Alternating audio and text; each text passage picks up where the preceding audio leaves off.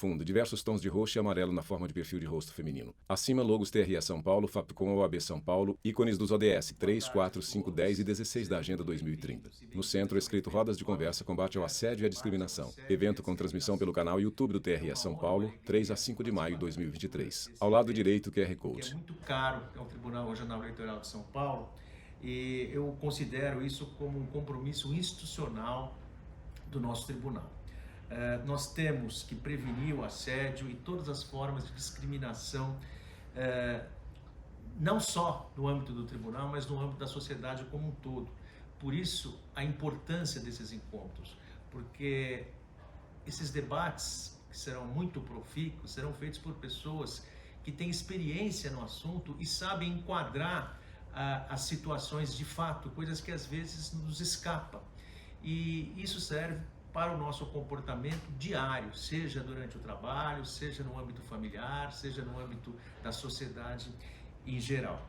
E eu gostaria de alertar para os nossos funcionários, especialmente, que nós temos comissões de prevenção ao enfrentamento de assédio moral e de assédio sexual e da discriminação nos primeiros e segundos graus. Razão pela qual qualquer problema que qualquer um de nós tenhamos com essas questões, podem e devem recorrer a essas comissões e serão muito bem atendidos com profissionais, com pessoas habituadas a esse tipo de assunto. As nossas rodas de conversa terão a participação de funcionários do Tribunal Regional Eleitoral, de conhecidos de todos, e também de inúmeros profissionais que vão tratar dos temas diversos, discriminação racial, racismo, etarismo, né? Esse é que me é caro porque eu já sou vítima às vezes do etarismo. E esse evento está alinhado às nossas determinações do SNJ e também em consonância com o compromisso que nós temos de cumprir as metas estabelecidas pela ONU. Razão pela qual eu agradeço principalmente o pró-reitor da Faculdade Paulos de Tecnologia e Comunicação, Padre Antônio Iraildo Alves de Brito, que gentilmente autorizou a utilização do estúdio audiovisual daquela faculdade para que fosse possível a gravação do nosso evento. Também agradeço a minha amiga, secretária municipal da Pessoa com Deficiência de São Paulo, doutora Silvia Greco, que sempre nos apoia e auxilia disponibilizando intérpretes de Libras, possibilitando que o nosso evento seja acessível também pessoas surdas com deficiência auditiva. Agradeço ainda a presidente da Comissão de Verdade sobre a Escravidão Negra no Brasil, da OAB São Paulo, doutora Rosana Rufino, que nos apoiou na organização desse evento tão grandioso e tão importante para esse tribunal. Então, desejo a todos e a todas um excelente evento. Muito obrigado.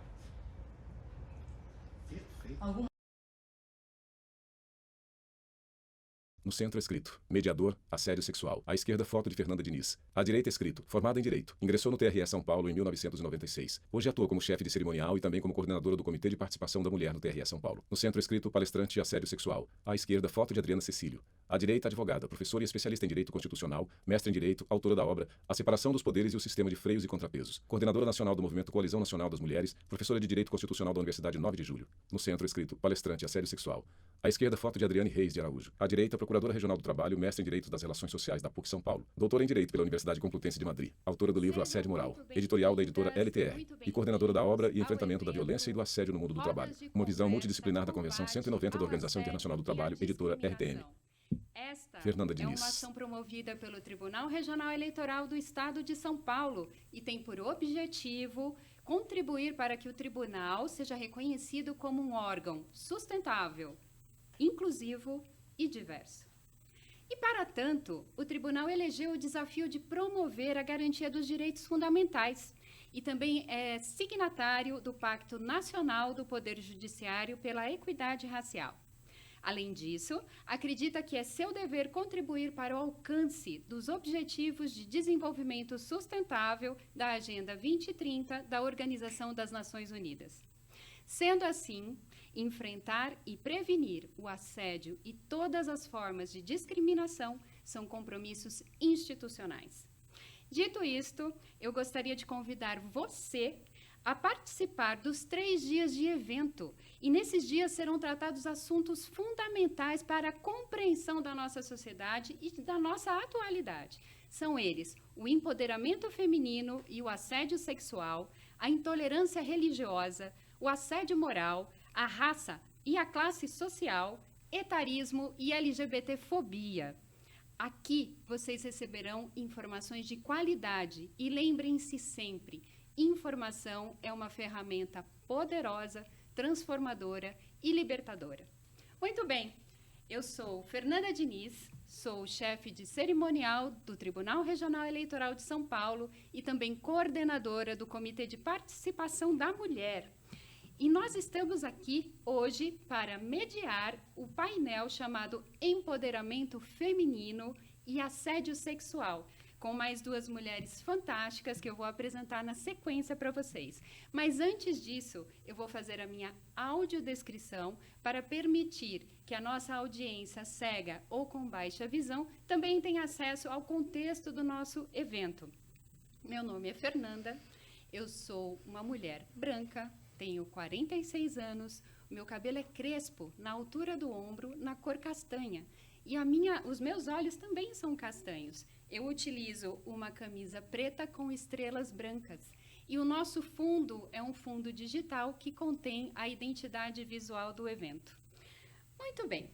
Sendo assim, eu gostaria de apresentar para vocês as duas mulheres fantásticas que estão aqui conosco e vou começar pela doutora Adriana Cecílio. Doutora Adriana Cecílio, ela é advogada, professora e especialista em Direito Constitucional, mestre em Direito, coordenadora nacional do movimento Coalizão Nacional das Mulheres, professora de Direito Constitucional da Universidade 9 de Julho e também é autora da obra A Separação dos Poderes e o Sistema de Freios e Contrapesos. Doutora Adriana, muito bem-vinda, é um prazer recebê-la. É um prazer enorme. Adriana Cecílio. Fernanda, muito obrigada pela apresentação. Quero saudar também a doutora Adriane Reis, uma pessoa que eu admiro muito, que faz um trabalho incrível no Ministério Público do Trabalho. E também quero fazer a minha autodescrição, a audiodescrição para as pessoas com baixa visão ou com deficiência visual. Eu sou uma mulher branca, tenho cabelos encaracolados, cacheados, loiros, na altura do ombro, tenho cabelos amendoados e estou maquiada e vestindo um terno e uma camisa pretas.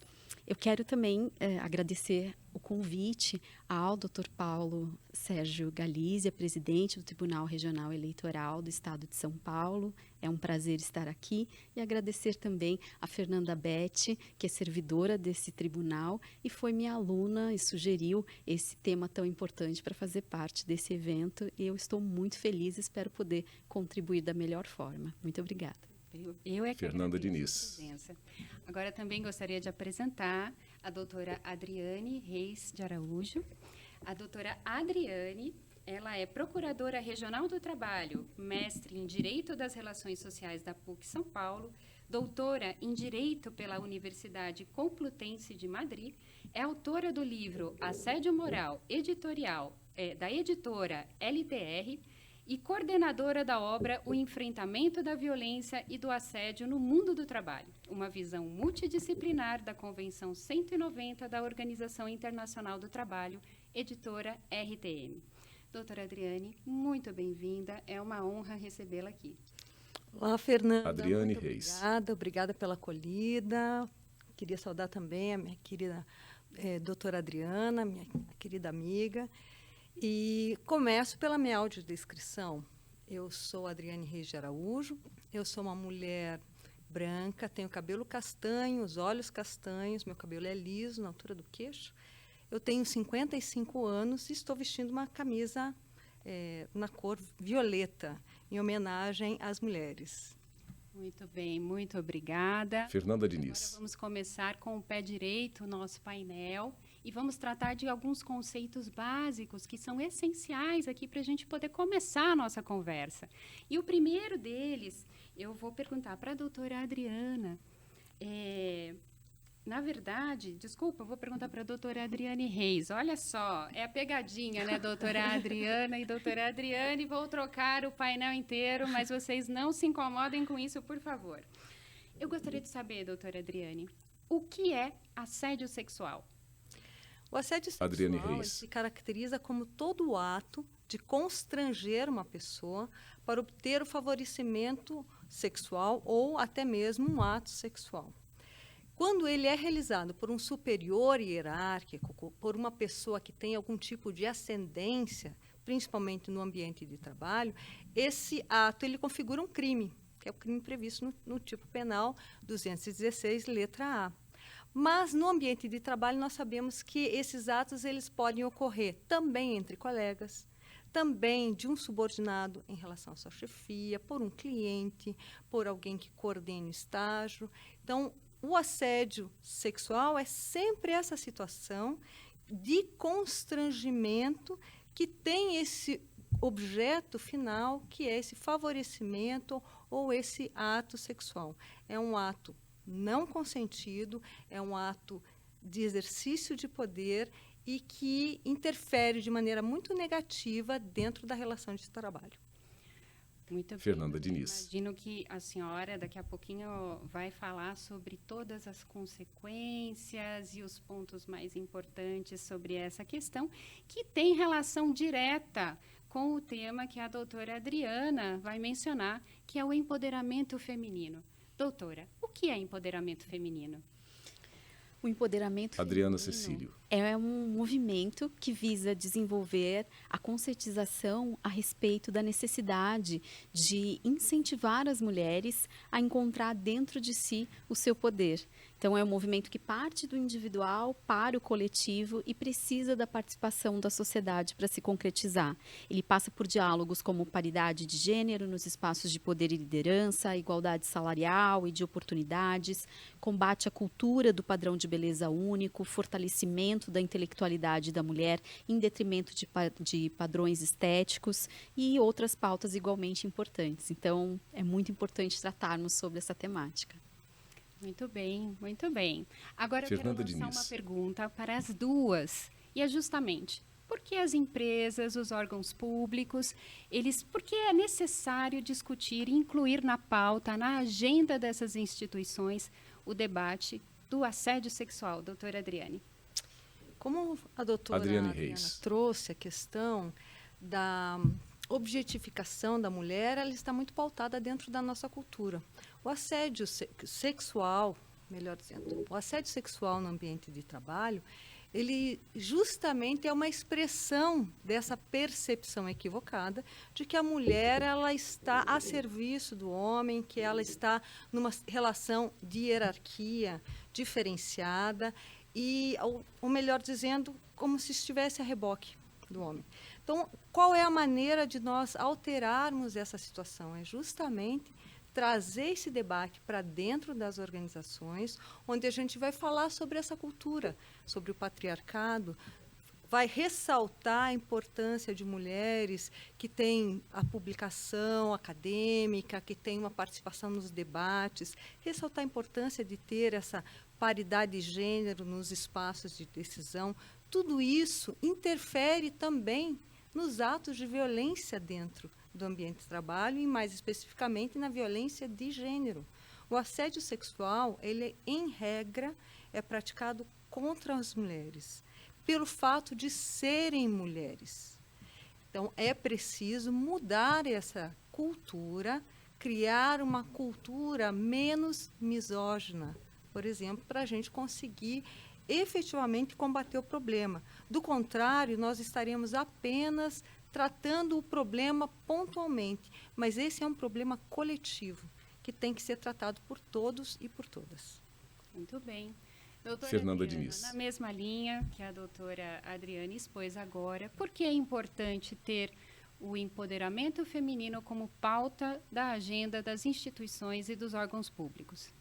Bom, Adriana a Cecílio. própria ONU considera que a promoção da equidade de gênero nos espaços e nas atividades sociais, ela promove também a economia, ele garante o fortalecimento da qualidade de vida das mulheres, dos homens, das crianças e impacta no desenvolvimento sustentável do mundo como um todo. Eu também tive acesso a uma pesquisa que foi realizada por um instituto americano que fala que as companhias lideradas por mulheres, elas possuem um maior resultado operacional de 48% e um crescimento de faturamento de 70% comparado à média de outras empresas. Mas aí, trazendo para uma pesquisa, fazendo uma comparação com uma pesquisa que foi realizada no Brasil, nós temos um resultado de que 3 em cada 10 pessoas não se sentem confortáveis tendo uma mulher como sua gestora. Então, a gente está diante de uma conta que não fecha. Ou nós queremos que o nosso país avance em todas as áreas, inclusive no Poder Judiciário, que é tão central na história do nosso Estado, né, no nosso país. E nós, portanto, precisamos incentivar a presença das mulheres nesses espaços, ou nós estamos condenando a sociedade brasileira a se manter estagnada e subdesenvolvida. Eu tenho certeza que nós não queremos essa segunda opção. Então, precisamos trabalhar o empoderamento feminino. Muito bem. Fernanda Diniz. Antes da gente continuar, eu vou pedir para vocês se aprofundarem nesses temas, mas eu preciso passar um recado importante para quem nos assiste. Eu relembro para as pessoas que se inscreveram, as servidoras e os servidores que se inscreveram neste evento, que há necessidade de fazer a confirmação de presença por meio do link que se encontra na descrição deste vídeo ou também do QR Code que está no canto aí da sua tela. Isso é necessário para que seja computado adequadamente o adicional de qualificação. Dito isso, doutoras, eu vou pedir para as duas, primeiro a doutora Adriane, depois na sequência a doutora Adriana, para que façam as suas exposições tocando naqueles assuntos que vocês consideram mais relevantes para o tema. No caso da doutora Adriane, eu vou consultar exatamente sobre o assédio sexual. Doutora Adriane, o que é relevante nessa discussão? O que é relevante pensar Adriane em Reis. assédio sexual é que o assédio sexual é uma ação que expressa um exercício de poder. Tanto é que nós temos 2 tipos de assédio sexual. Nós temos assédio sexual por constrangimento, por chantagem, melhor dizendo, que é o qui pro quo, onde você exige da vítima aquele comportamento, aquele favorecimento sexual em troca de algum tipo de benefício, ou então para que ela não sofra algum tipo de retaliação dentro do ambiente de trabalho. Mas nós temos um outro tipo de assédio sexual, que é o assédio sexual ambiental, que é aquele ambiente de trabalho onde há uma fala sexual, uma fala que remete a aspectos da sexualidade, que tem justamente por objetivo ressaltar essa diferença hierárquica entre homens e mulheres. Então, com isso, com essa fala sexista, nós temos o silenciamento das mulheres dentro desse ambiente de trabalho. Esse silenciamento ele pode acontecer em relação a reivindicações, ele pode acontecer em relação a ocupar espaços de poder dentro desse ambiente, participar simplesmente daquele ambiente, das discussões de maneira ampla. Então, o assédio sexual ambiental também é um tipo de violência. Tanto assédio sexual por chantagem, quanto assédio sexual ambiental são tipos de violência de gênero que acontecem porque nós temos uma sociedade muito patriarcal, muito machista, com essa cultura que traz, né, ela vem do contexto social e ela permeia também as organizações. Então, eu acho importante destacar isso para que a gente perceba o quanto o assédio sexual não é um problema entre 2 pessoas, é um problema coletivo. Exato. E é engraçado. Fernanda Diniz. Às vezes a gente trata o assédio como uma questão individual. O problema é daquela mulher, é da postura dela. Talvez se ela tivesse se posicionado de uma outra maneira, ela não tivesse passado por isso. E é impressionante como a questão cultural pesa e como a questão normativa também carece desse cuidado mais pontual do indivíduo, né? Apesar da nossa sociedade ter evoluído bastante nesse sentido, o indivíduo ainda continua desamparado. Então, é uma questão bem interessante.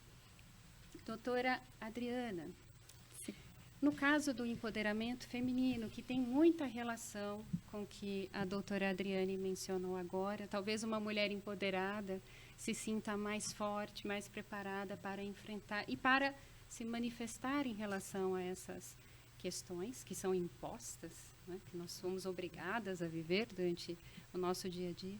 De que forma o empoderamento também poderia contribuir para essa questão do combate ao assédio? Não, é Adriana Cecílio. fundamental, porque a vítima, ela tem uma dificuldade muito grande para reconhecer essa violência que ela está sofrendo quando ela participa de uma situação em que ela está sendo assediada, e essa desconstrução ela é tão difícil porque existe como a doutora Adriane falou, uma cultura dentro da nossa sociedade, uma cultura enraizada na nossa sociedade, a que nós damos o nome de machismo estrutural, que é estruturante, ou seja, é construído culturalmente. E a gente precisa entender que esse caldo cultural, ele existe no nosso país e vem de muitos anos, de muitos séculos. Historicamente, as mulheres tiveram aí, por parte do Estado, diversas legislações que as excluíram dos espaços de poder, dos espaços de liderança, que retiraram a sua autonomia. E aí, para trazer dados de forma muito exemplificativa, para que as pessoas entendam que não é só um fenômeno brasileiro, mas que as mulheres no mundo, de maneira geral, sempre foram silenciadas, e por isso é tão importante falar sobre empoderamento. Por exemplo, nos Estados Unidos, que é tido como um país, né, muito avançado, as mulheres só foram consideradas pessoas em 1875, sendo que o país tem uma Constituição desde 1787. Então, você está falando de um país que viveu mais de 100 anos com uma carta política e que as mulheres não eram consideradas pessoas. Aí nós temos as mulheres francesas que, para que pudessem trabalhar, precisavam da autorização do marido até 65. Na Espanha, tanto autorização para trabalhar, quanto para adquirir bens, como para poder viajar para longe do lar. As mulheres casadas espanholas, elas tiveram esse chamado permisso marital, essa obrigação da permissão marital, até 1975. Na Austrália, até 83, as mulheres casadas não podiam requerer o passaporte sem autorização do marido. E no nosso país essa situação não é diferente, tem muitas coisas importantes a ser pontuadas, mas eu escolhi assim, um fato que para mim é extremamente significativo, que é a autorização à conquista do voto feminino, que se deu só em 32, então a gente está falando de menos de 100 anos, que é um nada na história do mundo. Então, a gente está falando de um grupo social que foi historicamente silenciado pelo Estado, através de legislações impositivas que impuseram a exclusão das mulheres do âmbito social. Então, é irreal pensar que as nossas atitudes, o nosso reconhecimento do nosso valor, da nossa força dentro da sociedade, que isso não é impactado por toda essa história. Então, por isso que a gente precisa falar sobre isso, o Estado precisa agir, a sociedade precisa reconhecer a importância do empoderamento feminino. Muito bem, doutora. Fernanda Olha, Diniz. nós recebemos várias perguntas das servidoras e dos servidores que se inscreveram neste evento, e eu vou passar para as senhoras. Senhoras não, né? Estamos aqui, como disse bem a doutora Adriane, não estamos no tribunal, estamos no espaço de conversa, de empatia, de sororidade, né, Sim. doutora? E assim seguimos. Mas, doutora Adriane, uma pergunta direcionada a você. Quais os tipos de assédio sexual no ambiente de trabalho? Então, como eu expliquei Adriane o Reis. assédio sexual no ambiente de trabalho, ele pode ter essa conotação individual, que é o assédio sexual por chantagem, ou seja, em que há uma troca de um favor ou há uma ameaça para obter o favorecimento sexual, ou eu posso ter um ambiente que é permeado por falas de cunho sexual que tem esse objetivo de estabelecer essa hierarquia. Mas eu queria ressaltar outro aspecto que eu acho muito importante. Quando a gente fala em ambiente de trabalho, eu não estou falando apenas num ambiente de convivência presencial. Hoje, quando a gente fala em ambiente de trabalho, eu tenho que incluir o ambiente virtual. Então, é claro que eu tenho também tipos de assédio sexual no trabalho remoto. Eu tenho por meio de mensagens, eu tenho por meio de imagens. Isso me faz ressaltar que nem sempre o assédio sexual ocorre por meio de um toque. Nem sempre esse toque é físico. Esse toque ele pode ser psicológico, por meio de outros instrumentos, outras ferramentas. O que é básico é lembrar que essa situação de violência de gênero está acontecendo em razão de um contrato de trabalho, de uma relação de trabalho. Pode ser até no momento de repouso, mas há uma relação com aquele trabalho, porque é colega, porque é chefe, e assim por diante. E, doutora Fernanda Diniz. Gancho, o assédio sexual dentro do ambiente de trabalho, ele é só hierárquico? Por exemplo, se eu tiver o meu chefe me assedia, mas o meu funcionário me assedia também, existe essa relação? Adriane Existe Reis. a possibilidade do assédio sexual acontecer em qualquer sentido que nós falamos, né? Eu posso ter um sentido vertical, descendente, chefe para subordinado, vertical, ascendente, subordinado para chefe, ou entre colegas de trabalho, ou até mesmo entre um gestor e uma empresa terceirizada, entre um cliente e determinada trabalhadora. O que a gente percebe é que há esse ato de constrangimento com esse cunho sexual e ele está relacionado com a atividade produtiva. Ele, de alguma maneira, interfere dentro daquela relação de trabalho e, com isso, vai interferir, por exemplo, na carreira profissional dessas mulheres, que é a sua grande maioria, com uma repercussão futura muito negativa. Muito bem. Fernanda Aí a gente Diniz. também entra no assunto as mulheres são a grande maioria de vítimas do assédio sexual. Mas, doutora Adriana, existe outra categoria de sexismo que poderia também ser aplicada a outros grupos?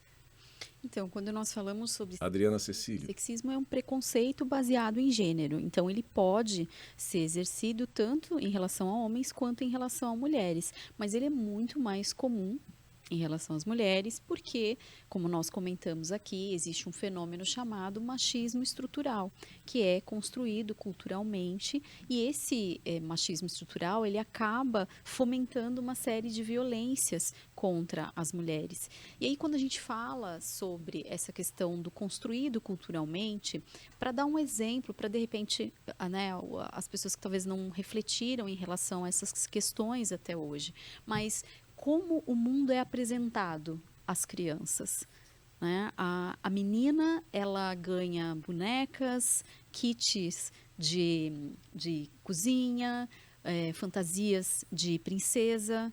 Então, a menina é apresentada ao universo do lar e do cuidado. A ela é reservado esse espaço do suporte, da assistência. Os meninos, eles ganham bola, eles ganham fantasia de super-herói, eles ganham kits de ciência. Então, os meninos são estimulados a desbravar, a conhecer o mundo, a serem protagonistas da sua história.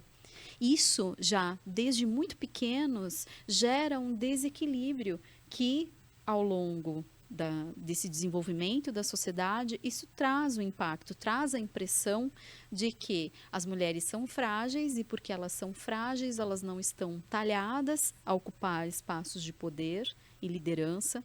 Há também uma visão em relação a uma diferença na capacidade em relação à inteligência, à força, a todos esses atributos que são necessários para ocupar espaços de liderança.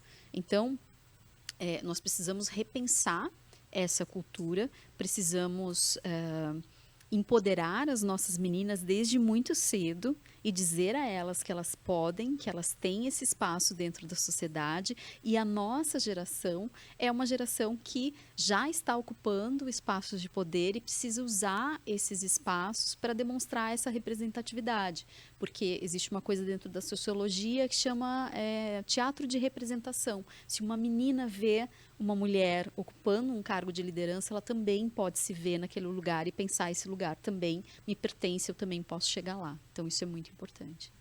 Realmente. Fernanda Diniz.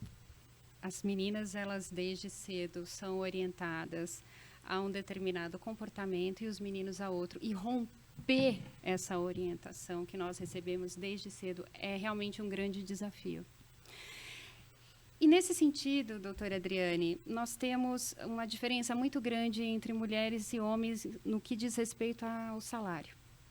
As mulheres recebem, em média, 30% a menos do que os seus pares do sexo masculino. Como combater essa prática? Essa prática ela Adriane está Reis. arraigada dentro dessa cultura. Não é uma característica do Brasil, ela é uma situação que a gente observa no mundo inteiro, mas com variáveis. E quais são essas variáveis que atuam de maneira positiva para reduzir essa desigualdade de gênero?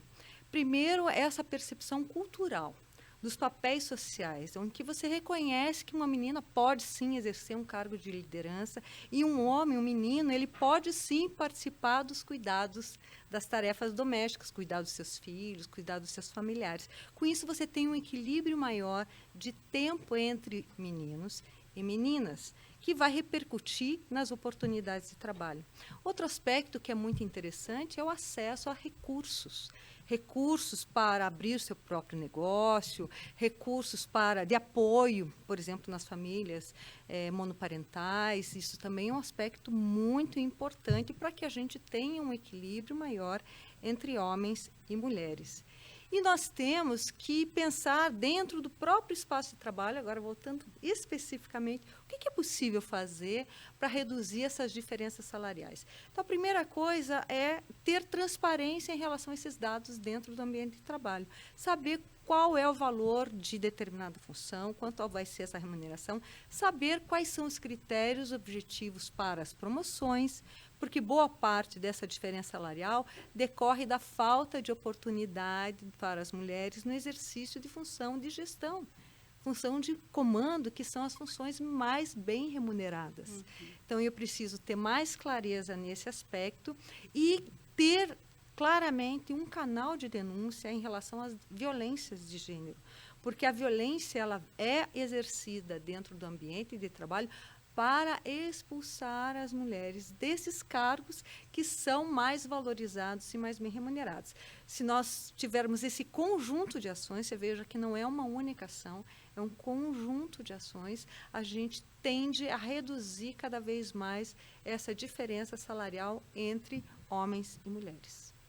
Nós temos uma previsão que talvez, se tudo der certo, em 125 anos, eu não sei quanto exatamente, nós alcançaremos a igualdade. Mas é muito tempo, né, doutora? Falta muito ainda, não é falta? Nesse ponto, até foi muito bom você falar, por isso que ações afirmativas são tão importantes. As ações afirmativas, elas não são apenas cotas, reservas de vagas para o acesso a determinadas funções, mas são todas as medidas de apoio, de empoderamento desses grupos vulneráveis, para que a gente tenha um maior equilíbrio nessas oportunidades de trabalho dentro das organizações em geral. Ótimo.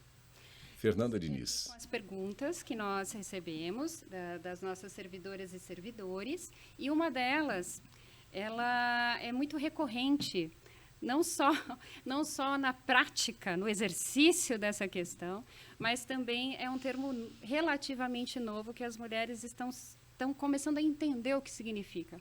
O que é mansplaining? Então, esse Adriana Cecília. é um termo em inglês que dá a junção do substantivo homem e do verbo explicar, homem explicando, né? Então, na prática, como você bem comentou, infelizmente uma conduta reiterada, na qual os homens acabam explicando às mulheres de forma condescendente, às vezes até infantilizando determinados temas, como se as mulheres não tivessem capacidade cognitiva para poder participar de debates ou se tivessem dificuldade de compreender determinados temas, sejam eles complexos ou não. E, por vezes, essa situação ocorre até quando os homens explicam coisas que as mulheres sabem sobre a sua área de atuação. E, às vezes, eles são leigos naquele tema, mas querem discutir com a mulher sobre, às vezes, até como ela deveria se sentir dentro de determinada situação. Então, é algo que deveria soar um certo alerta interno, né? Então, a gente está falando de uma postura que reúne tanto uma certa prepotência por parte do interlocutor, que pressupõe que tem uma capacidade intelectual superior às mulheres em relação a qualquer temática, quanto uma grave falta de noção também, né? Porque você vê esse tipo de atitude em diversos ambientes, dentro de relações entre amigos, relações afetivas, dentro do ambiente de trabalho, em qualquer lugar onde haja uma mulher e um homem que, ao falar, não utilize o filtro do bom senso. Será que se faz necessário eu fazer essa fala? Será que, de fato, a minha colega não tem capacidade de compreender o que está sendo dito, ou ela tem dificuldade para expressar o que ela pensa, eu preciso intervir em relação a isso? É importante que os homens tenham essa postura de refletir antes de falar, porque isso vai melhorar muito as relações entre homens e mulheres na sociedade. Fernanda Diniz. Doutoras, infelizmente estamos chegando ao final aqui da nossa conversa sobre empoderamento feminino e assédio sexual. Então, eu gostaria de pedir que as senhoras fizessem senhoras mais uma vez. Chega de senhoras, aqui não tem senhoras. Mais Adriane uma vez, Reis. vocês fizessem as suas considerações finais, destacando aquilo que é mais importante para aquela mulher, para aquele homem que nos assistem. Qual que é a mensagem que fica sobre o assédio sexual? Doutora Adriane. Penso que a principal mensagem em relação ao assédio sexual é romper com o silêncio. Nós só vamos conseguir modificar essa situação na medida em que esses atos de violência de gênero, eles forem denunciados e forem levados a sério pelas administrações. Então, vamos romper o silêncio e, para as administrações e administradores, vamos apoiar as mulheres que denunciam e as suas testemunhas, porque só assim que a gente vai conseguir modificar esse estado de coisas. Fernanda Diniz. Essa colocação, o silêncio é um grande inimigo das mulheres. Nós entendemos o motivo dele acontecer, mas realmente ele precisa ser rompido, não é? Doutora Adriana, suas considerações. Então, eu gostaria de fazer Adriana Cecílio. 2 sugestões às mulheres, de forma individual, como conquistar esse empoderamento, e uma referência em relação a essa postura coletiva que se faz necessário. Então, às mulheres, eu diria que é extremamente importante você procurar encontrar dentro de si a chamada síndrome da impostora. Todas nós sofremos dessa síndrome, ela se manifesta naquela vozinha interna que nos sabota e que fica nos dizendo que nós não somos competentes o suficiente para realizar determinada tarefa. Muitas mulheres deixam, às vezes, de participar, de disputar uma vaga, de entregar um artigo para ser publicado numa revista, porque acham que aquele seu trabalho não é suficientemente bom, sendo que está extremamente qualificada para disputar a vaga, ou o trabalho está com excelência.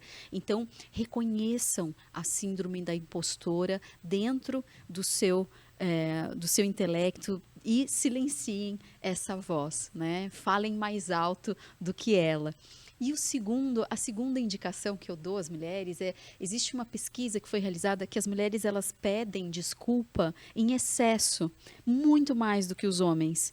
Então, por mais que pareça às vezes só uma questão de delicadeza, de educação, de polidez, o fato de você se desculpar o tempo inteiro, né? Ai, me perdoe, eu não sabia que você queria o relatório assim. E era responsabilidade da outra pessoa se explicar e dizer como ela queria o relatório, ou se não dizer, ai, desculpe, me perdoe, eu penso diferente de você em relação a determinado tema. Não peça desculpa se você não tem culpa, né? Porque isso transmite uma imagem de fragilidade e de insegurança. Então, se empodere, né? Fale com segurança, leve a sua opinião sem medo e sem constrangimento. E aí, por fim, a dica para que o empoderamento possa ocorrer, e isso depende também de uma ação coletiva, é preciso ouvir as mulheres respeitosamente, considerar a opinião das mulheres. É preciso que as pessoas queiram ter mulheres nas suas equipes de gestão. Como nós comentamos aqui, o olhar feminino faz diferença, traz qualidade para o resultado do trabalho. Então, Vamos falar sobre empoderamento feminino, vamos viver o empoderamento feminino, porque ele empodera não só as mulheres, mas também a sociedade. Mais Fernanda uma Diniz. vez, agradeço profundamente a presença das duas aqui no nosso evento. Isso é fundamental. Eu tenho certeza que quem nos assiste agora tem uma compreensão muito mais ampla sobre os temas e tem mais condições de lidar com eles, de ajudar alguém que precise de um auxílio e de se colocar melhor no mundo, não só na área privada, como também no trabalho e na sociedade. Muito obrigada. Fundo diversos tons de roxo e amarelo na forma de perfil de rosto feminino. Acima logos TRE São Paulo, Fapcom, OAB São Paulo, ícones dos ODS 3, 4, 5, 10 e 16 da Agenda 2030. No centro escrito Rodas de Conversas, Combate ao Assédio e à Discriminação. Evento com transmissão pelo canal do YouTube TRE São Paulo, 3 a 5 de maio de 2023. Ao lado direito, QR Code. No centro escrito Mediador, Intolerância Religiosa. À esquerda, foto de Fernanda Beth. À direita, escrito graduada em jornalismo, especialista em direito eleitoral, analista judiciário do TRE São Paulo há 10 anos. Membro da Comissão de Prevenção e Enfrentamento do Assédio Moral, do Assédio Sexual e da Discriminação. No centro, escrito palestrante em intolerância religiosa. À esquerda, foto de Sidney Nogueira. À direita, coordenador do Instituto Ilê Ará, Babalorixá, escritor e digital influencer. No centro, escrito palestrante, intolerância religiosa. À esquerda, foto de Édio Silva Júnior. À direita, coordenador do IDAFRO, palestrante. Fernanda Boa Beth. tarde, sejam todos bem-vindos e bem-vindas ao nosso evento Rodas de Conversas, Combate ao Assédio e à Discriminação. O Tribunal Regional Eleitoral de São Paulo tem como meta ser reconhecido como um tribunal sustentável, inclusivo e diverso. E elegeu como desafio promover a garantia dos direitos fundamentais.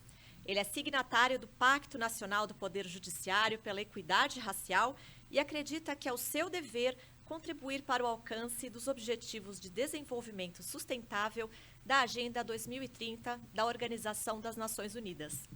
Nesse contexto, prevenir e enfrentar o assédio e todas as formas de discriminação são compromissos institucionais. E hoje nós vamos falar sobre intolerância religiosa. Eu sou a Fernanda Beth, eu faço parte da Comissão de Prevenção e Enfrentamento do Assédio Moral, do Assédio Sexual e da Discriminação do Tribunal.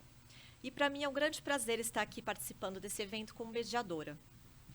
Aproveito também a oportunidade para divulgar o nosso canal de denúncias, orientações, dúvidas, que é combateaoassédio@tre-sp.jus.br. Esse é o e-mail para contato com a comissão.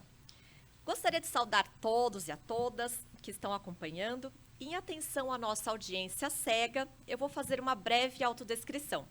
Eu sou uma mulher branca, de olhos castanhos, cabelos loiros de comprimento médio, e estou usando uma blusa bege e, por cima, um blazer preto. Feito isso, vamos iniciar nosso ciclo de debates com o nosso primeiro palestrante, Dr. Édio Silva Júnior. Ele é mestre e doutor em Direito, ex-secretário de Justiça do Estado de São Paulo, fundador e presidente do Instituto de Defesa do Direito das Religiões Afro-Brasileiras e autor de diversos livros sobre o combate ao racismo. Doutor Édio, muito boa tarde, seja bem-vindo. Obrigado, Édio Silva Fernanda. Júnior. Eu que agradeço o honroso convite para estar aqui do lado do professor Sidney, Babalorixá, Sidney, meu pai, meu irmão, e parabenizar o TRE por essa importante e promissora iniciativa. Muito obrigada. Fernanda Beth. Vou apresentar agora o nosso segundo palestrante, professor Sidney Nogueira, também conhecido como Pai Sidney. Ele é mestre e doutor em Linguística e Semiótica pela Universidade de São Paulo, é arte-educador, escritor, influencer e palestrante. É membro consultivo da Unesco-SOST, membro do Conselho da OAB para a Liberdade Religiosa. Foi finalista do Prêmio Jabuti em 2021 com o livro Intolerância Religiosa. É considerado atualmente uma das principais lideranças brasileiras nas temáticas étnico-raciais, sobretudo a respeito de pautas antirracistas e diversidade. Muito boa tarde, Pai Sidney. Boa tarde, Fernanda. Que alegria estar aqui e ter esse espaço, não é, para que possamos promover, não é, a conversa, o diálogo e compreender as tensões sociais que hoje tomam conta do Brasil e do mundo. Não é? E me enche de alegria também poder encontrar, né, aqui uma grande referência, não é, de tanto na cultura de terreiro e sobretudo, nas questões jurídicas, não é? Nós temos provocado bastante, a justiça precisa ser provocada para pensar essas questões, não é? É fundamental. Então, estou muito feliz de estar aqui ao lado do Dr. Edio e feliz de estar aqui consigo também. Muito obrigado. Nós é que Fernanda Beth. a presença dos senhores. Para começar, eu tenho aqui 2 perguntas. A primeira para o senhor, pai Sidney. O que é intolerância religiosa? Eu gosto de dizer Sidney que a Nogueira. intolerância religiosa, primeiro, é uma decisão. Não é? Quer dizer, e ela emerge das relações sociais, não é? A sociologia vai dizer que justamente é isso, não é? Quer dizer, você decide estigmatizar, não é? Um grupo social, um comportamento, um sistema de crenças. No caso da intolerância religiosa, ela se volta para o sistema de crenças ou pelo fato de eu decidir não crer, que também é um direito constitucional. Eu posso... Por isso que o nome mais apropriado é que nós lutemos pela liberdade de crença, porque também a pessoa tem direito de não crer. Isso não deve ser um problema.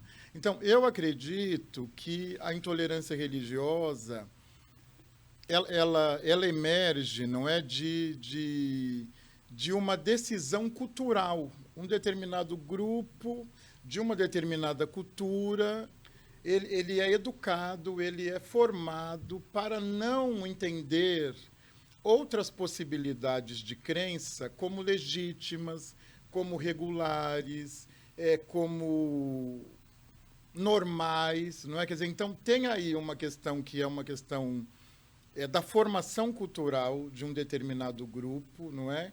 Que quer a todo momento, em alguma medida, se sobrepor ao que hoje nós sabemos que é fundamental e é o que nos traz aqui essa discussão, se sobrepor à diversidade. Então, intolerância religiosa é literalmente uma decisão para excluir, não é, por meio do sistema de crenças. Certo.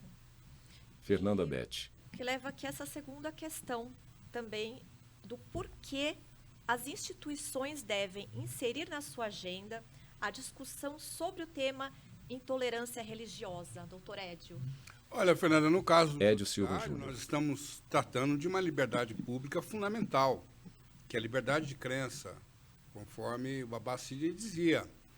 O termo liberdade de crença, ele é mais abrangente, do meu ponto de vista, mais técnico, mais correto do que a liberdade religiosa, porque a liberdade de crença inclui o direito de não crer. E nós temos, segundo o IBGE, 10% da população brasileira é ateia ou agnóstica. É esse público que aflui ao judiciário. Então, nós estamos lidando com um direito fundamental. O CNJ tem resoluções sobre esse tema e cada vez mais o judiciário é provocado a se pronunciar sobre esse tema. Hoje mesmo o Supremo está para julgar, quer dizer, eu acredito que nos próximos meses o Supremo deverá julgar uma ação importantíssima que diz respeito à fixação de símbolo religioso em repartição pública. Então, cada vez mais o judiciário terá que se pronunciar sobre isso e, portanto, seus quadros precisam estar atualizados, acompanhando esse debate que é cada vez mais candente, não só no Brasil, como no mundo todo. Bom, e antes de continuar Fernanda esse Beth. assunto importantíssimo, eu quero frisar para todos e todas que estão nos assistindo que é necessário confirmar a presença utilizando o link disponível na descrição do vídeo ou pelo QR Code que está aparecendo aqui no canto da tela. A confirmação de presença é necessária para que seja computada corretamente, inclusive para fins de adicional de qualificação. Certo? Feitas essas observações, eu vou passar a palavra agora para o pai Sidney para falar mais sobre intolerância religiosa. Por favor, pai. Então, olha só, a intolerância Sidney Nogueira. religiosa, ela é um fenômeno mundial, ela não é especificamente, não acontece só no Brasil, né, só na América Latina, não, é um fenômeno mundial. Né, você tem um mapa da liberdade de crença, né, você tem um mapa da liberdade de crença que está disponível, inclusive, na internet, que ele vai nos dando, não é, o quanto o fundamentalismo tem assumido políticas, né, países inteiros, não é? Quer dizer, há países que são extremamente fundamentalistas, quer dizer, que você não pode mesmo professar uma outra religião. Então, nós já temos um fenômeno de intolerância religiosa e de cerceamento da liberdade de crença no mundo todo, nós já temos. E é por isso que nós estamos aqui, porque essa é a nossa preocupação. Porque nós sabemos que corroer a liberdade de crença é corroer a democracia. Não é só sobre o fato de eu crer em alguma coisa e você não. Isso compromete, há estudos, há filósofos e sociólogos norte-americanos que já escrevem sobre isso, de que a democracia fica muito comprometida quando nós permitimos o avanço da intolerância religiosa, não é? Então, a intolerância religiosa, ela precisa ser combatida e a liberdade de crença, ela precisa ser desenvolvida. Porque nós estamos falando, se a gente pensar, a gente está falando de sentimento religioso. Sentimento é alguma coisa muito forte, né, na Constituição, na subjetividade das pessoas. Então, você está comprometendo o sentimento, ou você está manipulando por meio do sentimento, ou você está convertendo por meio do sentimento. Então, o sentimento é muito poderoso, não é? Então, no Brasil, a intolerância religiosa, ela tem componentes históricos, né? Quem chegou no Brasil primeiro para invadi-lo? Como é que foi a invasão do Brasil? Quem chegou primeiro? Um escrivão, então a lei, representando a lei, não é? Uma autoridade eclesiástica, representando Deus, e o rei.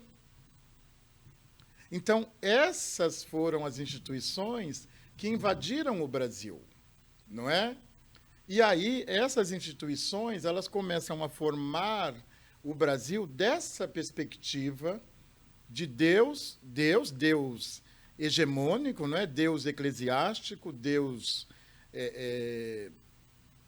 da religião europeia, e invade o Brasil. E a nossa escola, por exemplo, a nossa escola é quase uma catequese. A primeira escola foi catequese. Até hoje, na nossa escola, a gente tem carteiras alinhadas. O melhor professor é o professor capaz de conseguir silêncio, de manter a fila em ordem. Isso é catequese, não é? Então, nós estamos muito tomados, não é, por um sentido, não é, histórico, não é, que nos remete a 1500, né, a invasão do Brasil, não é? Nós temos, né, doutor Edio pode falar melhor sobre isso, nós temos uma super Constituição Federal. Eu não tenho síndrome de cachorro vira-lata com a nossa Constituição Cidadã. Eu, de verdade, eu conheço a Constituição, eu gosto da Constituição Federal, não é? Eu gosto da nossa Carta Magna, não é? Quer dizer, ela avançou muito, nós temos uma Constituição democrática. Eu acredito que sim, né? Do olhar de alguém que não é especialista. Mas, então, nós temos que garantir, né? Quer dizer, são as garantias constitucionais. E a intolerância religiosa, ela fere diretamente a garantia constitucional e até a dignidade da pessoa humana. Porque sentimento religioso tem a ver com dignidade da pessoa humana, não é?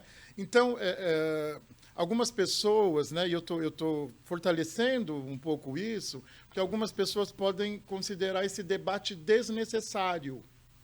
Talvez ela considere desnecessário, se a religião dela estiver protegida já, se ela for da religião hegemônica, né, se a religião dela já for naturalizada como regular, como normal, como legítima. Mas e as outras religiões que não estão nesse mesmo lugar por conta da intolerância religiosa? Não é? Como é que a gente vai promover? Hoje fala-se muito em cultura de paz, e está tudo bem para mim, de verdade eu acredito. Como é que a gente vai promover cultura de paz perseguindo as religiões de matriz africana, com matrizes africanas, e as diferentes tradições de candomblé? Como é que a gente... Você fala em cultura de paz, mas aí é uma cultura de paz só a partir do seu umbigo, do seu quintal, não é? Do seu altar pessoal. Aí não é cultura de paz, aí é alguma coisa... É uma cultura familiar, pessoal, individual. Não é uma cultura que defende a democracia, não é? Então, nós precisamos entender que temos problemas sérios no Brasil de intolerância religiosa. Nós chegamos, ainda não estamos figurando no mapa como um país fundamentalista, não estamos. Se você olhar lá no mapa, a gente ainda está com uma cor aceitável, não é? Mas eu gosto de uma política preventiva. Eu gosto de trabalhar com uma política preventiva. Então, antes que o mal cresça, corte-lhe a cabeça. Entendeu? Então, nós precisamos nos prevenir. E é importante eu dizer que eu sou um babalorixá, eu sou uma pessoa da cultura de terreiro, eu sou um representante, uma liderança de terreiro. Eu não estou defendendo apenas a minha religiosidade. Eu não estou defendendo apenas o meu sentimento religioso. Eu só quero que nós possamos crer ou não crer sem que sejamos violentados, perseguidos e discriminados por isso. Não é? Quer dizer, é só isso. Né? Nós só queremos existir e conviver. Você não vê, Fernanda, por exemplo, a perseguição inversa. Você não vê as pessoas de terreiro perseguindo evangélicos, perseguindo católicos, perseguindo budistas. Você não vê, você não nos vê perseguindo. Nós nunca jogamos uma pedra numa igreja católica. Nós nunca demitimos uma pessoa porque ela foi trabalhar com o crucifixo. Então, o problema me parece que não somos nós, não é? Embora eu esteja aqui tendo que me defender, né, e promover o debate, de verdade esse problema quem criou não fomos nós. E há um aspecto, Babá, me permita a impertinente interrupção. Há um aspecto Édio Silva Júnior. que é o fato de que dos 5 séculos de história do Brasil, 4 séculos foram vividos sob a égide de uma religião oficial de Estado, de onde surge a expressão cristianismo compulsório. Agora, nós vivemos e nós conformamos, o Brasil conforma uma rica geografia de identidades culturais, étnico-raciais e religiosas. Na democracia, qual é o papel do Estado? Segundo o IBGE, segundo o último recenseamento, nós temos mais de 2.000 denominações ou confissões religiosas no Brasil. Qual é o desafio da democracia e qual é o desafio do papel do Estado? Assegurar que todas essas identidades possam se manifestar no público, no privado ou no público, num clima de respeito recíproco, de convivência harmoniosa, de cultura de paz, né? Isto é fundamental se você não assegura a essa pluralidade de identidades, essa capacidade de se expressar publicamente, sem ser importunada, sem ser execrada, você não pode falar em democracia. Então, a democracia pressupõe que essas diferentes, que esse pluralismo de identidades possa coexistir, conviver harmoniosamente. Achei interessante. Fernanda Beth. Pai Sidney, que o senhor trouxe as origens aí, do descobrimento do Brasil, descobrimento, entre aspas, Isso. em que o país foi invadido e foi imposta a religião europeia sobre as crenças dos nativos, né? Até com a cultura escravista, os negros africanos eram trazidos ao Brasil para trabalhar e a sua religião era totalmente anulada, né? Então, a gente vê que as raízes são muito profundas, né? Exatamente isso. É o termo Sidney Nogueira. que o doutor Edio traz, né? O cristianismo compulsório. Nós ainda sofremos um cristianismo compulsório, não é? E que é legítimo, de verdade, eu acredito em todas as religiões. Para mim, todas têm um papel, não é? Ela tem a ver com sentimento religioso, com subjetividade. Para mim, todas as religiões são bem-vindas, desde que, não é? Entendam que o papel da religião é promover essa cultura de paz. Eu estou pensando, tenho conversado bastante, né, com outras lideranças, o doutor Edio sabe disso, nós precisamos, sobretudo atualmente, nós temos que devolver a religião para o lugar dela. A religião se deslocou, ela não está mais no seu lugar. Ela está num campo minado. Pessoas desonestas instrumentalizaram o discurso religioso, se apropriaram e usam o discurso religioso para alguma coisa que não é o papel da religião. Eu sou uma liderança de terreiro, eu sou um sacerdote, eu sei qual é o meu papel. O meu papel é promover mobilidade social, é trazer conforto, é trazer afago, é gerar o bem, promover harmonia familiar, valorizar o papel da mãe, do pai, Edio Silva Júnior, da família,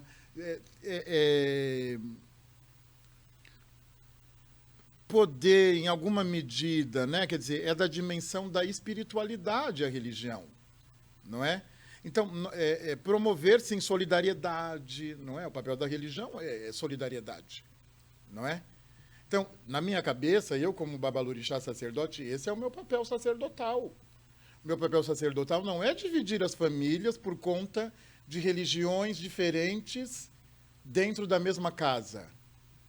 Meu papel não é fomentar o ódio. Meu papel não é fomentar a violência. Eu sou religiosamente um representante da força criadora. Eu sou um representante das origens das origens. Portanto, o meu papel, então me parece que a religião se desloca, não é, doutor Edio? É verdade. Ela sai do seu lugar. É verdade, porque você tem no Brasil, lamentavelmente, esse fenômeno, que é o fenômeno da mercantilização da fé. Isso é uma coisa muito grave. E o Babá Cid dizia alguma coisa, ele é semiótico, é doutor em semiótica, então essa perspicácia interpretativa dele é uma característica dele como pensador, como sacerdote. Nós somos de uma religião que convive harmoniosamente com todas as demais. E olha que nós não somos poucos. Repare, Fernando, o Rio Grande do Sul tem hoje aproximadamente 70 mil terreiros de batuque. Se você considera que em cada terreiro, normalmente você tem 50 adeptos, nós estamos falando que um dos estados mais brancos do Brasil, você tem aproximadamente 3 milhões e 500 mil macumbeiros no Rio Grande do Sul. É que esse número ele ainda não alcança as estatísticas, porque a experiência de opressão, de humilhação, de constrangimento é tão grande que o sujeito fica desconfortável quando o recenseador do IBGE vai indagá-lo sobre a fé dele, sobre a crença dele, ele fica desconfortável para dizer, eu sou um macumbeiro, com orgulho, porque a gente também tem ressignificado essa expressão, macumba. Se você analisar o discurso de ódio, e isso é um fenômeno gravíssimo, que é uma das formas pelas quais a violência decorrente da intolerância e do racismo religioso se manifesta, que é o discurso de ódio, que hoje é uma preocupação no mundo todo, o discurso de ódio, essa apreensão maniqueísta das coisas. Então, eu represento o bem e você necessariamente é a representação do mal. Eu vou afirmar a minha verdade religiosa a partir da desqualificação da sua, da execração, da sua execração, da execração da sua identidade, da sua dignidade e tal. Então, essa coisa tem a ver com um discurso de ódio, com um dado alarmante, Fernanda, absolutamente alarmante. O maior conteúdo hoje veiculado pela TV aberta no Brasil são os programas religiosos. Os programas religiosos. Isso, por si só, poderia não ser um problema, considerando que meios de comunicação social no Brasil, por força de previsão constitucional, é um serviço público. Portanto, é um serviço mantido com dinheiro dos ateus, dos agnósticos e da maioria dos brasileiros que tem alguma fé, que tem alguma pertença religiosa. Muito bem. O problema, ainda que se você considere que TV aberta é um serviço público, o problema é que eles frequentemente não se limitam à propagação do proselitismo religioso. O que deveria ser falar bem de si próprio, afirmar a sua verdade religiosa, degenera para o ataque, à demonização do outro. E aí você tem no Brasil intolerância experimentada por guardadores do sábado, judeus, adventistas do sétimo dia, muçulmanos, certamente, especialmente depois do 11 de setembro nos Estados Unidos, judeus, ateus, agnósticos enfrentam violações de direitos por conta da sua crença ou por conta da sua descrença. Entretanto, exatamente porque nós somos milhões de brasileiros que professam as religiões de matriz africana, e porque há lugares em que em cada esquina você tem um terreiro de umbanda, de candomblé, então fica fácil o discurso do ódio de materializar o mal. Onde é que está o mal? Onde é que está a responsabilidade pelo desemprego, pela drogadição, pela desestruturação familiar? E aí você leva o sujeito a acreditar que se ele atacar um terreiro, se ele humilhar um sacerdote, se ele constranger um sacerdote, ele vai estar aumentando a chance dele de ter um emprego, de ter uma vida familiar harmoniosa, de ter um filho livre das drogas. Então, isso é muito perigoso. Porque essa lógica é a lógica do nazismo. Nós temos que lembrar que o nazismo se sustentou, o discurso que vai legitimar aquele horror, ele se sustenta na ideia de que o judeu é a representação de todo o mal da humanidade. O resultado está aí. Então, isso é uma coisa muito grave e eu lamento muito que, por maior que seja o esforço de intelectuais como o Babá Sidney e outros tantos que hoje tentam pautar esse tema na sociedade, a gente tem iniciativas como essa aqui do TRE São Paulo ainda muito limitadas. A maior parte das instituições jurídicas e políticas não estão atentas a isso. E eu temo muito por esse fenômeno que o Babá Sidney dizia, que é a corrosão da nossa democracia. Seja pelo discurso de ódio, seja porque determinadas facções religiosas, em nome dos seus interesses, que nem sempre são exatamente alguma coisa religiosa, elas vão privatizando a máquina pública. Então, você tem uma bancada evangélica no Legislativo, é uma história, do meu ponto de vista, é legítimo. E espero que um dia a macumba tenha também as suas bancadas. Agora, você querer privatizar a administração pública, ministro terrivelmente evangélico para o Supremo, então esse é o critério que eu adoto para indicar alguém cuja função é ser um guardião da Constituição. Então, essa apropriação, essa privatização da máquina pública por facções ditas religiosas é alguma coisa que corrói a democracia, e eu tenho muito temor sobre o que nós podemos ter no curto prazo no Brasil em função dessa corrosão da democracia brasileira. Tá Fernanda Beth. Muito obrigada pelas explanações. Eu vou agora abrir espaço para algumas perguntas que foram enviadas pelos servidores e servidoras do TRE no quiz aplicado sobre os temas que estão sendo abordados nesses 3 dias de evento. Primeira pergunta para o pai Sidney. A intolerância religiosa é fruto do racismo? Sim, a intolerância religiosa, Sidney Nogueira. ela, na verdade, a intolerância, se a gente pensar, vamos pensar, você tem uma chave maior, que é a intolerância religiosa, que é um fenômeno global, é um fenômeno mundial. Né? Então, você tem a intolerância religiosa no mundo todo. E aí, dentro dessa grande chave, se eu tivesse aqui, sou professor, se eu tivesse com uma luz, ia fazer uma chave, escrever intolerância religiosa, e dentro dessa chave, abrir outra chave, dizendo racismo religioso. Que, no caso do Brasil, é uma chave bastante grande. ela não é uma chave pequena, é uma porção pequena. Ela é uma porção que a gente pode estimar que ela toma conta de 90% das denúncias de intolerância religiosa no Brasil.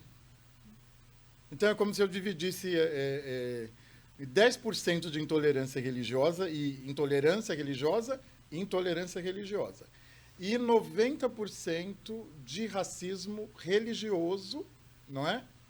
Que é uma das manifestações do racismo que se dá por conta da racialização de uma crença.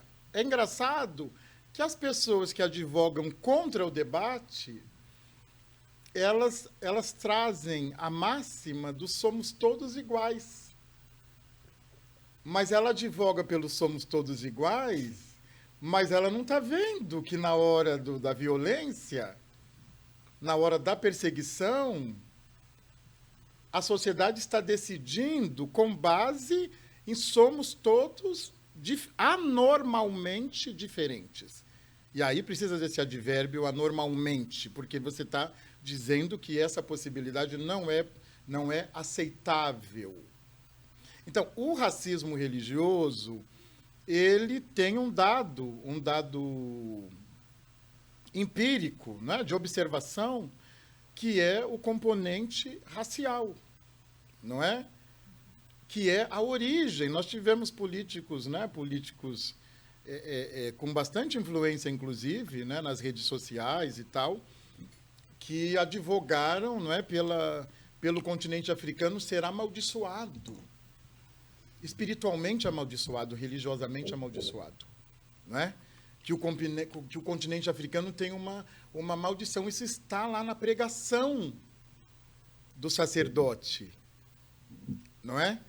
E o continente africano é preto, nós sabemos, não é? Que ele é predominantemente preto, não é? Então, isso está se voltando, né, para o componente racial. Por isso que nós utilizamos, né,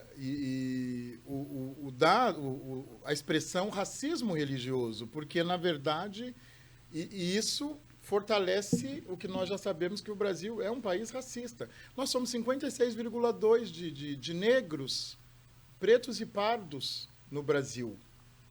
Nós somos maioria. E a nossa religião, embora não seja um grupo tão pequeno, certamente passa de 10% dos religiosos no Brasil, como trouxe o doutor Edio, são de tradições afro-indígenas, são de tradições religiosas não hegemônicas, não é? E aí as pessoas querem dizer que nós que estamos causando desconforto, mas a outra que é 70%, nós somos 10%, e os 10% é que causa desconforto? Como é que é isso? A conta não fecha. A conta não está fechando. Quer dizer, então, como eu disse no início, é uma decisão. A pessoa decidiu ser racista, ela decidiu perseguir. É uma decisão, porque a religião dela é 70% hegemônica, entendeu?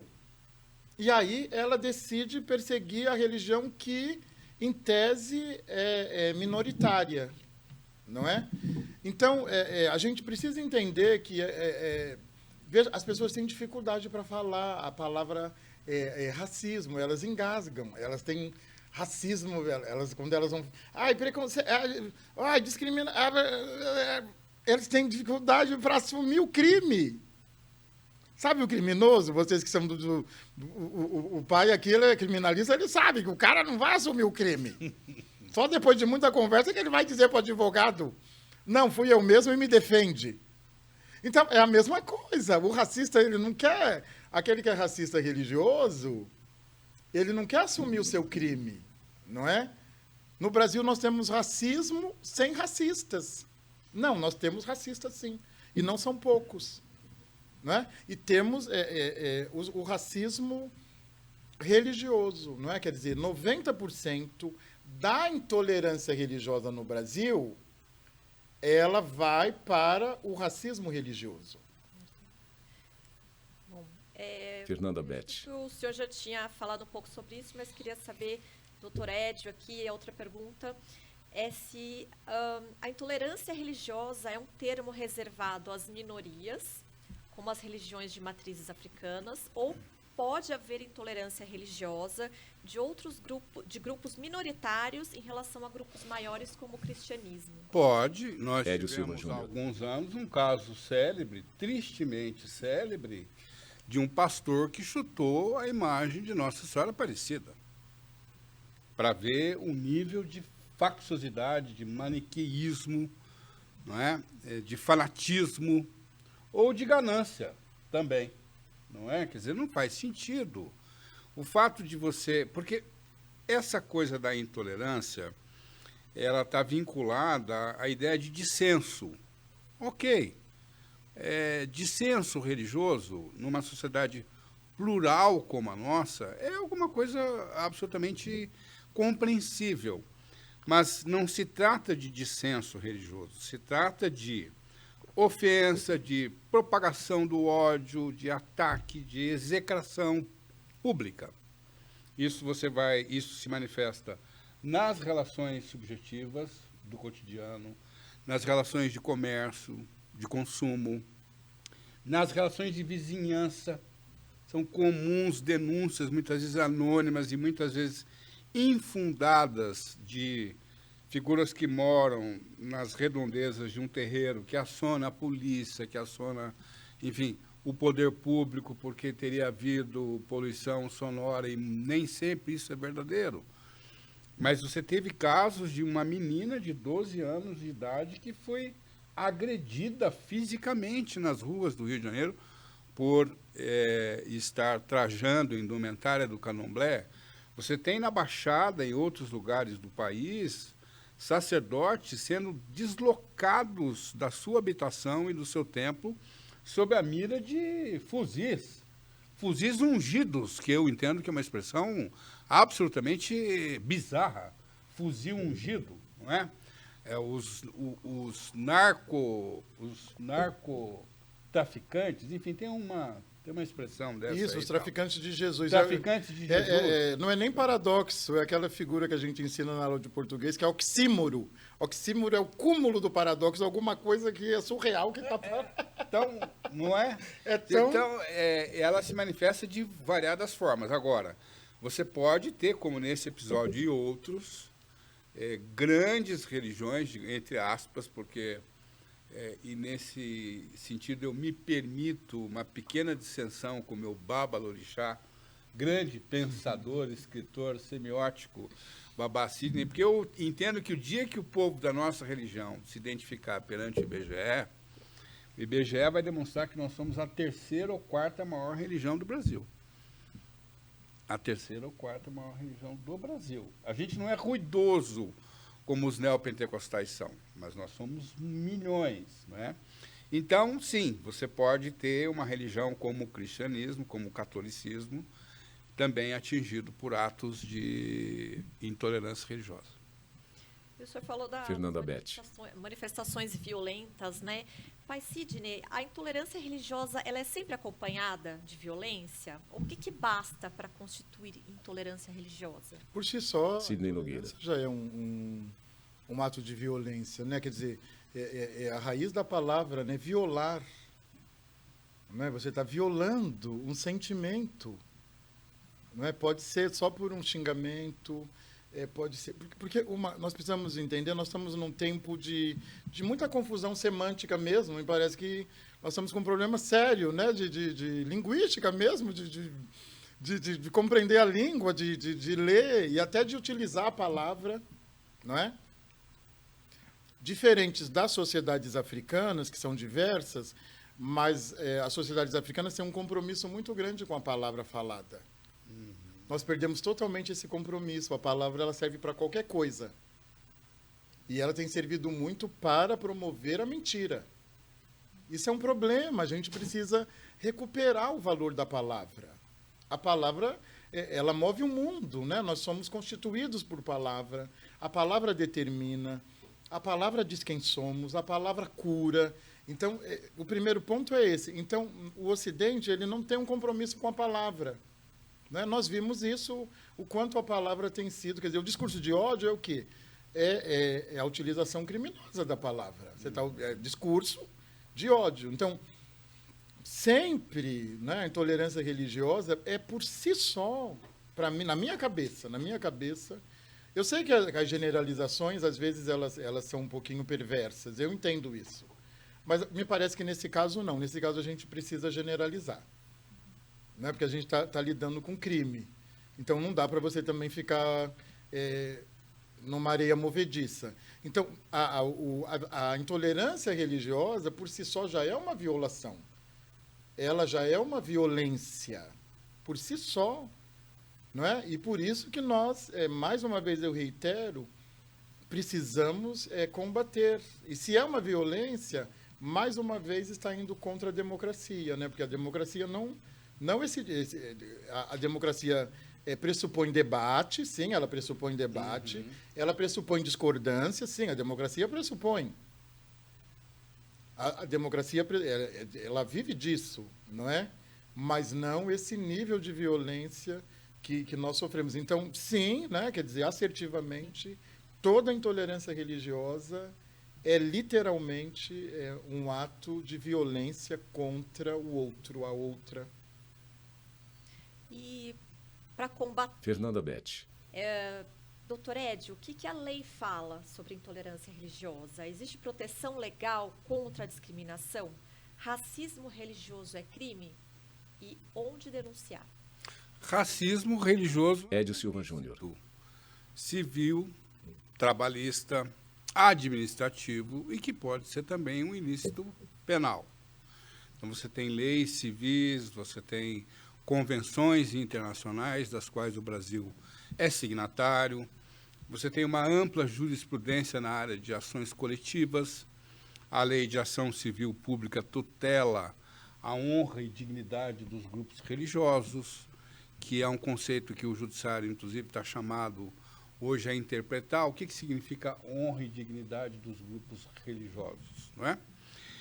Então, você tem um cipoal de leis civis, trabalhistas, inclusive a legislação penal. Eu tenho feito alguns apontamentos para chamar a atenção para uma tendência que os operadores do direito têm de ficarem muito focados na norma penal. Isso é um problema. Porque é certo que toda intolerância tem um componente de violência, seja violência verbal, simbólica, por meio da palavra, seja violência sanguinária, física, né? Então, há casos em que você precisa movimentar a jurisdição criminal, sim, mas possivelmente há um número grande de casos que você pode e deve enfrentar com a legislação civil. Agora, aquilo que o Babacide dizia no início é fundamental. A dimensão repressiva desse fenômeno, eu hoje já não tenho nenhuma dúvida de que ela é absolutamente limitada para você ter superação. Para você ter superação, você tem que ter uma intervenção preventiva. Então, qual é o papel da indústria cultural? Qual é o papel dos meios de comunicação social? Qual é o papel da publicidade? Qual é o papel da propaganda? Qual é o papel da educação escolar? Para você ingressar num sistema de valores e preparar os indivíduos para conviverem de forma natural e harmoniosa com a diversidade humana, que é um dos maiores patrimônios da humanidade, é a diversidade, não é? Essa associação entre o diferente, se é diferente, logo é inferior, se é diferente, logo eu posso humilhá-lo, se é diferente, a violência que ele sofre pode ser normatizada, normalizada. Não. Não há associação, nesses termos, possível entre diferença e inferioridade. Aliás, o trabalho de enfrentamento é o de dissociação de diferença com inferioridade. Então, se o Estado não lançar mão de instrumentos de intervenção capazes de ingressar no sistema de valores, você pode ter uma experiência, para não me alongar aqui, como a dos Estados Unidos. Nos Estados Unidos, nós tivemos a Lei dos Direitos Civis em 63, 64, as ações afirmativas em 65, O Obama foi presidente dos Estados Unidos por 2 mandatos. Isso não impediu o George Floyd de morrer daquela forma. Então, o limite do antirracismo é esse aí. Você pode ter políticas de inclusão, você pode ter repressão, você pode ter uma elite negra, como tem nos Estados Unidos, mas o germe da ideologia que considera o diferente e o inferior, ele está plantado ali, e nós precisamos ingressar aí para que a gente tenha um horizonte de transformação efetiva. Senão você fica no campo repressivo, eu estou convencido que a gente enxuga gelo e o problema cada vez mais aumenta e a gente não vê progressos significativos em termos de mudança. E a última pergunta, Fernanda Beth. agora para o pai Sidney. O desconhecimento das demais religiões pode justificar a tentativa de imposição da sua? Sem dúvida, né? Sidney Nogueira. O Dr. Edio trouxe 3 dimensões fundamentais para a manutenção da democracia, não é? E para a defesa da liberdade de crença. Não é? Quer dizer, uma das dimensões é a educacional. Não é? Quer dizer, a nossa escola fracassou. Né? Nós tivemos agora um evento, né? Um evento desastroso, né? No Brasil, que nós nunca esperávamos, porque o Brasil é um país cordial, ele é um país da harmonia, da diversidade. A sua história é forjada com diversidade. Né? Nós tínhamos aqui os indígenas que já estavam com 4.000 anos de civilização. Depois nós tivemos os europeus, depois nós tivemos os pretos e pretas escravizados, depois nós tivemos os outros imigrantes de diversos lugares do mundo, e está tudo bem, que coisa maravilhosa. Por que nós decidimos tornar isso um problema? Por que nós decidimos? Ou alguém decidiu e passou a nos imputar essa... Né, quase colocando um chip. Não é? Então, a dimensão educacional, ela é fundamental. Veja bem, ontem mesmo, nós tivemos esse evento desastroso, e o que acontece? Imediatamente, o governo federal diz que vai colocar 570 e tantos bilhões na segurança. E não falou do professor. Na formação do professor, na saúde mental do professor, 3.000 professores exoneram por mês em São Paulo. Tem um grupo de aposentados, eu estou entendendo, está tudo bem. Mas tem um grupo que exonera porque não está suportando a escola, porque a escola virou um lugar de adoecimento. A escola está aquém do século XXI.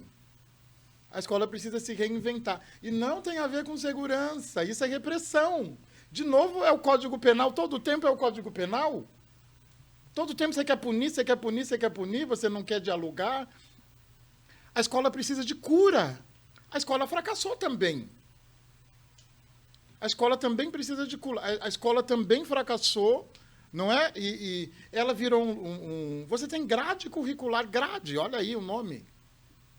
Você olha para uma escola hoje, no nosso tempo, Pai Edio sabe disso, a gente ia para a escola para se divertir. O portão estava aberto, você entrava. Sim, tinha tensões, tinha... Enfim, mas era um lugar de alegria, era um lugar de festa, de diversão. Hoje, os jovens não querem ir para a escola. Eles têm razão, né? Porque a escola ela não atende. Nós mudamos. Todo dia a gente muda. A juventude mudou, a criança mudou. Não é? Então, eu penso que sim, eu penso que a família fracassou, a escola fracassou, a religião fracassou, não é? Quer dizer, nós precisamos entender, nós temos que nos reinventar para atender às demandas do século XXI, não é? O Brasil, é verdade, né? Gonçalves Dias dizia, plantando tudo dá, é verdade, o Brasil, nós sabemos que o Brasil é fértil, é promissor, que o brasileiro é muito trabalhador, que ele se reinventa, que é um povo forte, que ele ginga quando é preciso, não é? O Brasil é isso. Por que a gente está abandonando o melhor do Brasil, que é a sua diversidade? Então, veja bem, nós precisamos da educação, nós precisamos da dimensão jurídica, nós temos feito isso, doutor Edio, a gente está decidido várias vezes já a provocar o Ministério Público. Eu não quero ficar fazendo boletim de ocorrência, de verdade, eu não quero. Só se for importante, não é, pai? Se for... BO, em geral, dá BO. É Eu não melhor a quero gente ficar- representar criminalmente do que fazer um BO. Entendeu? É isso que o pai está falando. Mas a gente quer sempre punir. Agora, eu vi ontem uma matéria que a Secretaria da Educação, enfim, os órgãos governamentais e tal, aqui de São Paulo, vai ter um botão para apertar. Um De botão emergência. amarelo de emergência na escola. Vai ser o Big Brother. É o Big Brother. E aí você vai eliminar um aluno. Aí as pessoas correm e apertam o botão. Meu pai! Será que... Eu fico pensando... Se sou eu que vejo um mundo diferente. Um botão! Alguém acha que um botão de emergência vai salvar a escola? Um botão de emergência? Nós precisamos conversar. Nós precisamos fazer isso. Nós precisamos falar com. Parar de falar para e falar com. Nós precisamos nos ouvir. Veja, agora eu estou falando como sacerdote, está vendo que esse é o meu papel. Quando a família disfuncional chega, eu falo, conversem. Vocês precisam se entender. Esse é o meu papel sacerdotal. Não é criar botão de emergência e fomentar o ódio. Eu sou professor, eu amo a educação, eu amo a escola. Não é? Quer dizer, a escola é um lugar bom, a gente precisa curar a escola. Olha, que pena que nosso tempo é curto, mas eu quero agradecer novamente a presença dos nossos palestrantes, pelos ensinamentos, por essa conversa riquíssima. Rapidamente, gostaria que vocês falassem sobre... Os senhores estão lançando livros, não é? Pai Sidney, o senhor está lançando um livro agora, Fernanda dia 15 Beth. de maio, Coisas do Povo do Santo. Eu estou lançando um livro agora no dia 15 de maio. Sidney Eu Nogueira. prefaciei o livro aqui do Dr. Édio. Ele tem um trabalho novo também, não é? Quer dizer, importantíssimo, que é uma... Eu estou falando porque eu li o livro, eu fiz o prefácio, portanto, eu conheço muito o livro. E, enfim, aprendi muito com o livro que, de verdade, me faltava, né? Como alguém que atua na defesa da liberdade de crença, os componentes técnicos, né? Os componentes históricos, jurídicos, que é o que o Dr. Édio faz brilhantemente no racismo religioso. Obrigado. E ele vai falar um pouquinho sobre isso. E no dia 15 de maio tem o lançamento do meu novo livro, que Coisas do Povo do Santo. Para as pessoas entenderem, a expressão povo do santo, entre aspas, ela é uma expressão sincretizada, sim, mas ela é muito própria da cultura de terreiro. A gente se diz, eu sou do santo. Ai, você é do santo. Ai, você foi feito no santo. Então tem essa expressão de que nós nos pensamos como povo do santo. Né? Nós somos essas pessoas. E santo aqui são as divindades africanas. Ela está um pouco sincretizada mesmo, tem um mimetismo natural da língua. Então, esse trabalho nós vamos lançar no dia 15 de maio, não é? E acompanhe a minha rede, professor.sidney, e acompanhe o trabalho. Eu gosto muito de conversar, vocês viram que eu fico muito tomado pelo debate e, sobretudo, quando eu estou à mesa, né, com essas pessoas tão especiais. Muito obrigado. Perfeito. Fernanda Beth. Doutor Édio, o senhor vai lançar Racismo Religioso, Histórico e Aparato Jurídico do Ódio ao Legado Civilizatório Africano, agora em junho, né? Em junho, Édio Silva Júnior. Histórico mesmo das nossas constituições, dos nossos códigos penais, não é? E, inclusive, chamando a atenção para o fato de que a supremacia racial e religiosa teve, no período pré-república, mas também no período republicano, e tem ainda hoje, o suporte da lei. Eu estou destacando ali no Código Penal um dispositivo que é abertamente racista, e está em vigor ainda, e ninguém diz isso, né? Então, vai sair em junho, e com o prefácio do Pai Sidney, que, aliás, vai constar na capa do meu livro, não é? Na capa, prefácio, professor doutor Babalorixá Sidney Nogueira. Então, sim, me sigam nas minhas redes também, não é? Doutor Edio, com H. Foi uma honra ter estado aqui. Eu quero, mais uma vez, dizer da honra de dividir essa mesa com um dos maiores pensadores contemporâneos do povo preto e do povo de terreiro no Brasil, que é o Babá Sidney. É um fecundo pensador, um guerreiro, e quero dizer da honra de estar aqui a convite do TRE de São Paulo.